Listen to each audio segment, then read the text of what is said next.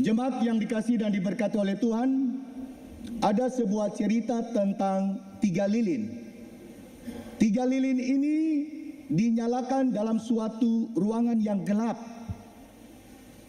Di dalam ruangan yang gelap, 3 lilin ini ketika dinyalakan dalam keadaan menyala, mereka 3 ada melakukan perbincangan, diskusi.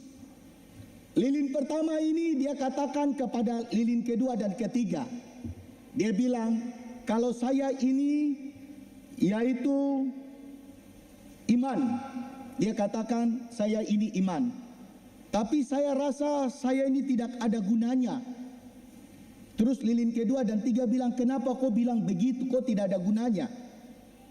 Karena orang tidak lagi percaya untuk saya.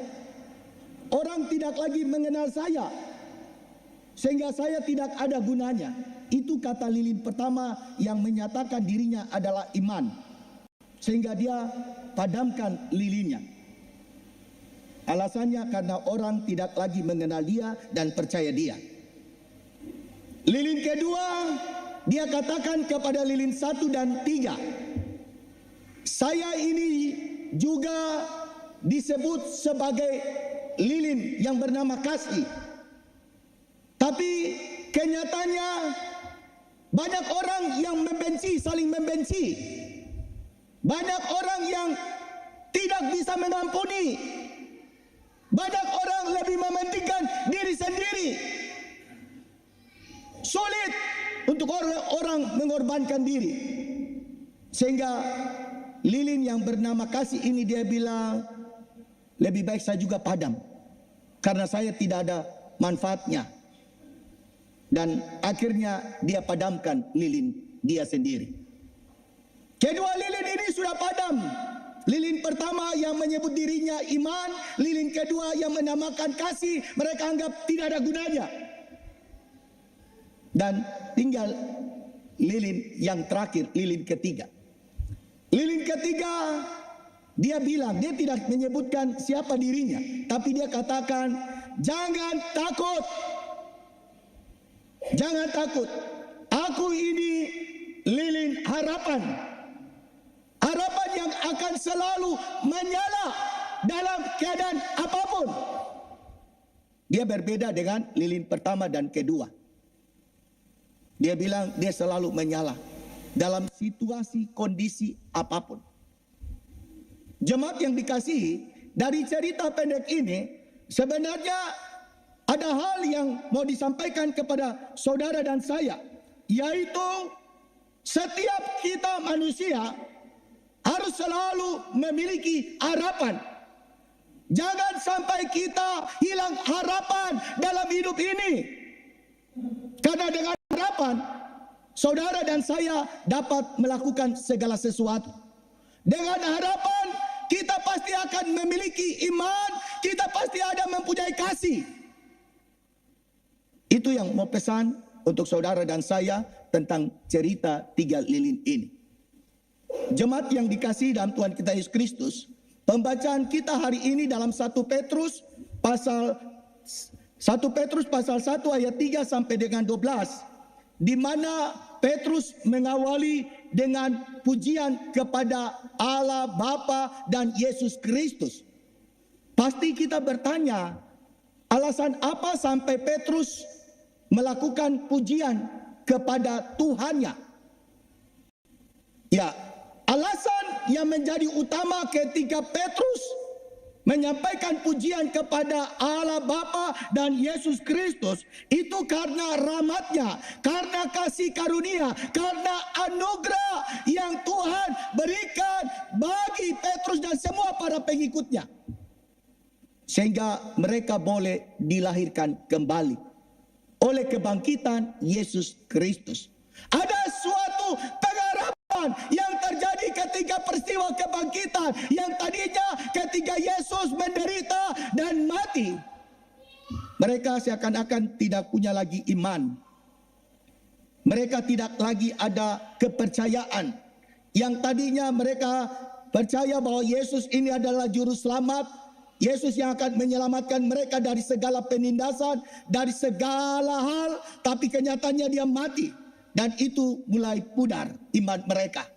Itu nampak ketika ada kekhawatiran, ada kecemasan, ada ketakutan dalam kehidupan para pengikut-pengikut Yesus ketika Yesus mengalami kematian. Bahkan kasih tidak ada lagi dalam kehidupan mereka. Tetapi dengan kasih Allah bagi dunia ini, bukan saja Yesus menderita dan mati, tetapi kebangkitan itu membuat suatu pengharapan yang terjadi dalam kehidupan para orang-orang percaya. Itu dalam ayat 3 kalimat terakhir. Kepada suatu hidup yang penuh harapan.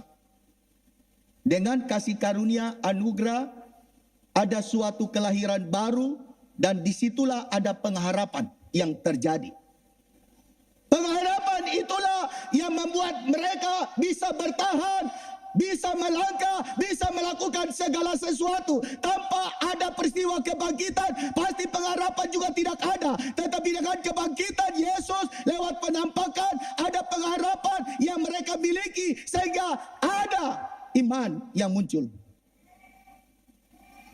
Ya, hal-hal inilah yang dikatakan Petrus kepada para pengikut-pengikut Yesus. Dia katakan kepada jemaat-jemaat yang ada di daerah jemaat itu, di mana dengan mereka yang baru diselamatkan, mereka yang baru percaya bahwa mereka tidak akan pernah luput dari penderitaan, tidak pernah luput dari masalah dan tantangan. Itu yang Petrus mau katakan, dan Petrus mau kuatkan iman mereka, terutama pengharapan mereka, supaya dalam keadaan apapun mereka tetap punya pengharapan kepada Tuhan. Dalam ayat 6, Petrus katakan, bergembiralah akan hal itu. Sekalipun sekarang ini kamu seketika harus berduka cita oleh berbagai pencobaan. Itu ayat 6. Karena orang-orang jemaat yang ada di sekitar itu, mereka ada dalam suatu penindasan. Mereka ada dalam penderitaan tentara Romawi. Padahal mereka ini baru diselamatkan, percaya kepada Tuhan. Dan tentunya dengan penderitaan ini akan membuat mereka mulai goyah. Sehingga Petrus datang, Petrus memberikan kekuatan, penghiburan bagi mereka semua. Supaya iman mereka tidak akan goyah. Bapak, Ibu, Saudara-saudara, orang Kristen tidak akan pernah luput dari penderitaan. Orang Kristen atau pengikut Kristus tidak selalu hidupnya aman. Tetapi sesungguhnya bahwa penderitaan itu bagian dari kehidupan ini. Ini yang Petrus mau katakan. Kalau saya tanya kepada kita semua yang hadir hari ini, siapakah di antara kita yang tidak pernah mendapat masalah? Siapakah di antara kita luput dari tantangan? Coba angkat tangan. Semua merasakan yang namanya penderitaan. Semua pernah mengalami yang namanya cobaan, ujian dalam hidup ini. Sehingga banyak orang Kristen yang senantiasa kecewa, putus asa, hilang harapan karena mereka tidak punya pengharapan kepada Tuhan. Banyak orang Kristen yang rajin, tapi pengharapan mereka tidak ada, sehingga mereka kecewa dan putus asa. Orang yang selalu punya pengharapan, dia akan bertahan dalam ujian, dia akan kuat dalam menghadapi cobaan. Memang kalau kita baca ayat 6, Petrus bilang bergembiralah. Ini kata ini dengan kenyataan hidup kan pasti berbeda. Siapa yang bisa bergembira ketika dia ada dalam duka cita? Dia ada dalam cobaan. Itu kenyataan yang memang berbeda. Yang kita rasakan ketika kita ada dalam pencobaan, pasti kesedihan, pasti kekecewaan, pasti kita akan menyalahkan satu dengan yang lain, sedih, menangis. Tapi kenapa Petrus katakan bergembiralah? Kalau kita lihat jawaban ayat 7. Ayat 7 katakan maksud semuanya itu untuk membuktikan kemurnian iman. Artinya ketika saudara dan saya telah diselamatkan oleh karena anugerah, rahmat, kasih karunia Tuhan. Kita sudah memperoleh keselamatan, kita telah dilahirkan kembali, ada pengharapan. Ketika kita mau menuju kehidupan yang kekal, di situ proses terjadi. Dari keselamatan yang Tuhan berikan cuma-cuma menuju kepada kemuliaan yang kekal, ada proses. Proses yaitu penderitaan. Dalam ayat 7 bilang, dia kasih contoh bagaimana emas itu dimurnikan. Proses emas yang menjadi emas yang murni, itu proses yang panjang dan sangat berat. Kita tahu emas itu ketika api yang menyala, api dengan suhu yang tinggi, itu dia akan menghasilkan emas yang murni. Api itu akan membuat emas dari kotoran-kotorannya akan terpisah dan dia menjadi emas yang murni. Coba kalau emas itu dia punya mulut. Dia punya mulut ketika api itu ada, dia pasti bilang, aduh sakit, stop sudah, saya tidak kuat. Karena penderitaan yang sangat berat. Tetapi di mana penderitaan itu akan membawa kepada suatu kekuatan dan di mana akan mendatangkan berkat rohani. Ya, kadang kita kan tidak siap. Kadang kita tidak sanggup. Penderitaan yang kecil saja kita orang sudah tidak siap. Sesungguhnya bahwa penderitaan itu Tuhan punya maksud dan rencana. Kalau emas itu, emas yang fana saja bisa dimurnikan, kita ini lebih dari emas itu iman, saudara dan saya. Proses itu akan dibentuk menuju kepada kehidupan yang kekal. Dengan pengharapan kita bisa bertahan. Kitab Yakobus bilang pasal 1 ayat 2, saudara-saudaraku, anggaplah sebagai suatu kebahagiaan apabila kamu jatuh ke dalam berbagai pencobaan. Karena cobaan itu adalah ujian iman bagi saudara dan saya supaya menghasilkan ketekunan, dan ketekunan itu akan menghasilkan buah yang matang. Ketika di dunia pendidikan, kita akan masuk dalam jenjang-jenjang berikut. Dari PAUD ke TK, TK ke SD, SD ke SMP, SMP ke SMA perguruan tinggi. Kita melewati ujian-ujian. Tidak serta-merta kita naik begitu saja tanpa ada ujian.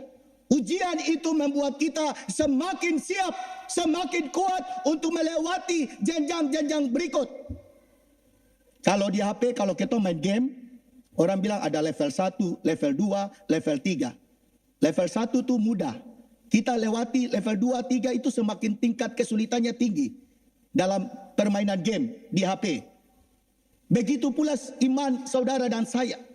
Ketika kita melewati proses-proses pergumulan dan penderitaan, disitulah kita percaya bahwa di mana kita dimampukan, kita dikuatkan karena ada pengharapan kepada Tuhan. Kalau tanpa pengharapan, saudara dan saya tidak mungkin ada di tempat ini. Matius 5 katakan, berbahagialah orang yang dianiaya karena kebenaran, karena mereka yang empunya kerajaan sorga. Kita harus bersyukur. Bersyukur atas semua persoalan ini. Belajar dari Petrus, mengawali seluruh kehidupan dia. Dalam pelayanan, dia selalu memuji Tuhan. Dia memuji Tuhan bukan soal berkat jasmani, tetapi berkat rohani yang dia terima dari Tuhan dengan cuma-cuma. Semua orang bisa memuji Tuhan. Tapi yang bagaimana? Kita kalau ibadah, kita selalu dengar pengucapan syukur. Pengucapan syukur yang selalu kita dengar, kita tulis, itu selalu yang berkaitan dengan berkat jasmani. Sehat, sukses, jabatan, dan lain sebagainya. Ya, itu hal yang biasa. Kalau kita mengucap syukur, memuji Tuhan dengan hal-hal berkat jasmani, keberhasilan, kesuksesan. Tapi bagaimana ketika kita dalam penderitaan? Pernahkah saudara dan saya bersyukur, Tuhan, Engkau kasih saya sakit. Terima kasih Tuhan, saya tidak lulus. Terima kasih Tuhan, Kau kasih saya masalah. Sulit toh? Bisakah? Tidak gampang. Justru Petrus mau membawa umatnya bahwa dalam keadaan apapun kita harus bergembira, kita harus bersuka cita, sekalipun itu menyakitkan.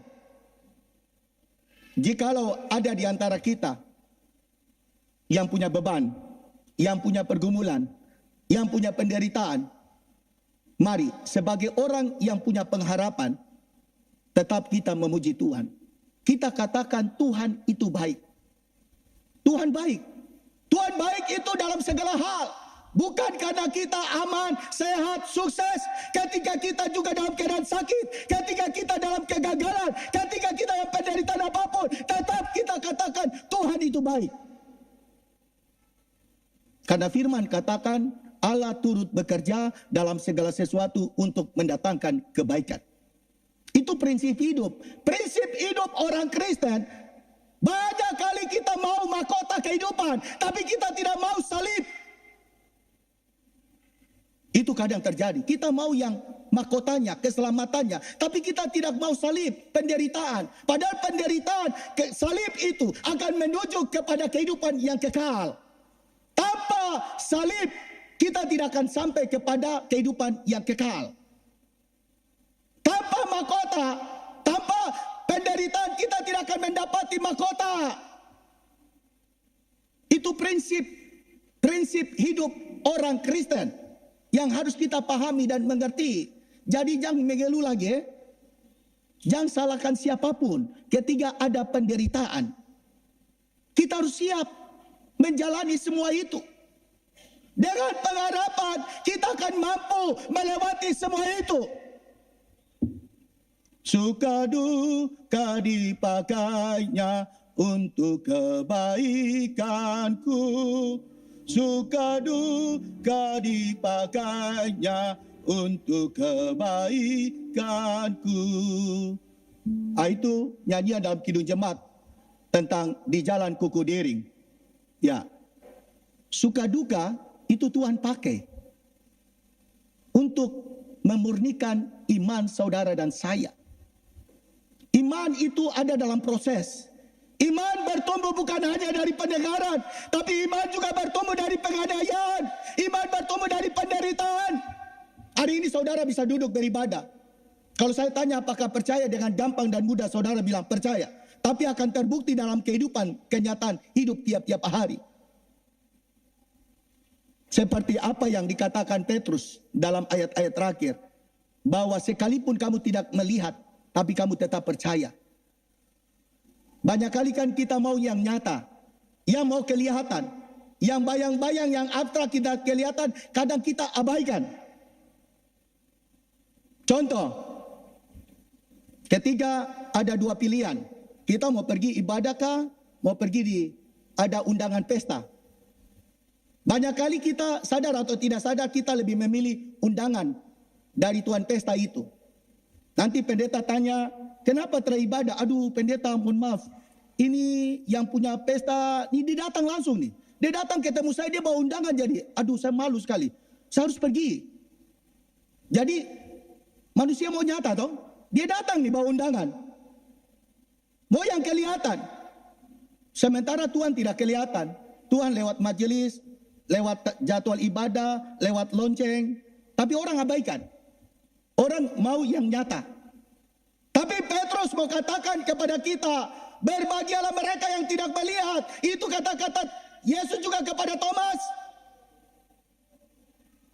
Tapi disitulah kita tetap percaya. Karena kita punya pengharapan. Saudara dan saya ada di sini. Itu pengharapan kita tidak sia-sia. Iman kita tidak sia-sia. Pemberitaan kita tidak sia-sia. Kenapa? Karena peristiwa kebangkitan. Jadi tetap punya pengharapan. Pengharapan itu membuat lilin iman yang tadinya padam, dia akan menyala. Pengharapan itu yang tetap menyala, dia membuat lilin kasih itu tetap ada. Sehingga kita mengalami proses pembentukan. Yang tadinya kita saling membenci. Yang tadinya kita sulit mengampuni satu dengan yang lain. Yang tadinya kita lebih mementingkan diri sendiri. Yang tadinya kita selalu mencari keuntungan. Oleh karena pengharapan, kasih itu mulai muncul. Kasih tidak menuntut balasan. Kita lakukan segala sesuatu itu dengan tulus dan ikhlas. Kita melakukan segala sesuatu itu karena kasih. Kita ingat khotbah minggu lalu, Yesus katakan kepada Petrus, apakah engkau mengasihiku? 3 kali. Dan ketika Petrus menjawab bahwa aku mengasihi engkau, maka ada penugasan. Penugasan itu dilakukan berdasarkan kasih Allah tanpa menuntut balasan, tanpa ada kepentingan apapun. Oleh sebab itu mari kita kerjakan dengan tulus. Baik sebagai majelis, lakukan dengan ketulusan tanpa ada imbalan, tanpa ada suatu keinginan-keinginan manusia. Maaf kata, jangan jadi majelis kita mau supaya dihormati, supaya saya dihargai, supaya pencitraan, tidak. Saya sebagai badan pelayan unsur, saya mau jadi badan pelayan unsur supaya saya mendapat sesuatu, supaya. Warga jemaat juga melakukan segala sesuatu harus dengan tulus, ikhlas. Itu karena kasih Allah itu sendiri. Pengharapan membuat kita akan bertumbuh dalam iman dan kasih itu sendiri. Tanpa pengharapan, iman dan kasih tidak akan menyala. Ibarat seperti lilin yang tadi. Tapi dengan pengharapan membuat iman kita tetap. Kasih tetap nyata dalam hidup ini. Sehingga jangan pernah hilang harapan dalam hidup ini. Apapun persoalan saudara, apapun pergumulan saudara, apapun tantangan saudara, harapan itu menjadi utama dalam hidup saudara dan saya. Supaya kita tetap berjalan. Berjalan sesuai dengan rencana-rencana Tuhan dalam kehidupan ini. Sekalipun sangat menyakitkan, sekalipun itu mengecewakan, sekalipun itu berbeda dengan apa yang kita harapkan. Dengan pengharapan itu akan membawa kita kepada iman dan kasih. Dan kehidupan yang kekal itu Tuhan sudah siapkan bagi saudara dan saya. Amin.